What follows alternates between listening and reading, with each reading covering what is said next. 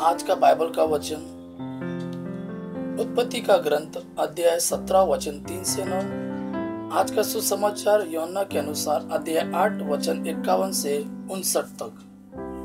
उत्पत्ति का ग्रंथ अध्याय 17 वचन 3 से 9। इब्राहिम ने साष्टांग प्रणाम किया और ईश्वर ने उससे यह कहा, तुम्हारे लिए मेरा विधान इस प्रकार है, तुम बहुत से राष्ट्रों के पिता बन जाओगे। अब से तुम्हारा नाम अब्राम नहीं बल्कि इब्राहिम होगा, क्योंकि मैं तुम्हें बहुत से राष्ट्रों का पिता बनाऊंगा। तुम्हारे असंख्य वंशज होंगे। मैं तुम लोगों को राष्ट्रों के रूप में फलने फूलने दूंगा। तुम्हारे वंशजों में राजा उत्पन्न होंगे। मैं तुम्हारे लिए और तुम्हारे बाद तुम्हारे वंशजों के लिए पीढ़ी दर पीढ़ी अपना चिरस्थायी विधान निर्धारित करूंगा। मैं तुम्हारे और तुम्हारे बाद तुम्हारे वंशजों का ईश्वर बनूंगा।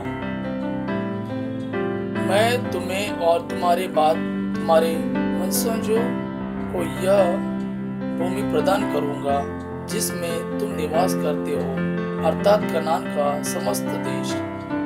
उस पर सदा के लिए तुम लोगों का अधिकार होगा और मैं तुम्हारे वंशजों का ईश्वर होगा। प्रभु ने इब्राहिम से यह भी कहा, तुमको और तुम्हारे बाद तुम्हारे वंशजों को पीढ़ी दर पीढ़ी मेरे विधान का पालन करना चाहिए। आज का सुसमाचार यूहन्ना के अनुसार अध्याय 8 वचन 51 से 59 तक।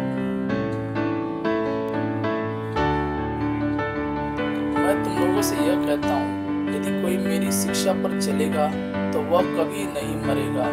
यहूदियों ने कहा, अब हमें पक्का विश्वास हो गया कि तुमको अद्भुत लगा है।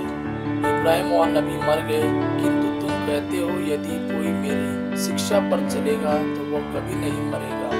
क्या तुम हमारे पिता इब्राहिम से भी महान हो? वह मर गए और नबी भी मर गए, तुम अपने को समझते क्या हो? ईसा ने उत्तर दिया, यदि मैं अपने को महिमा देता तो उस महिमा का कोई महत्व नहीं होता। मेरा पिता मुझे महिमा मलित करता है। उसे तुम लोग अपना ईश्वर कहते हो, यद्यपि तुम उसे नहीं जानते। मैं उसे जानता हूँ। यदि मैं कहता कि मैं उसे नहीं जानता तो मैं तुम्हारी तरह झूठा बन जाता, किंतु मैं उसे जानता हूँ और उसकी शिक्षा पर चलता हूँ। तुम्हारे पिता इब्राहिम यह जानकर उल्लसित हुए कि वह मेरा आगमन देखेगा और वह उसे देखकर आनंद विभोर हुए।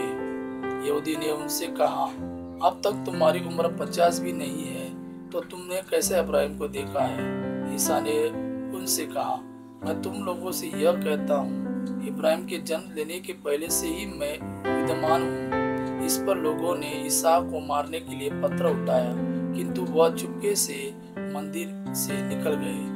ये प्रभु का वाणी है। प्रभु को धन्यवाद। अब पिता की महिमा और पुत्र यीशु का प्रेम आप पर सदा सर्वदा बना रहे। आमीन।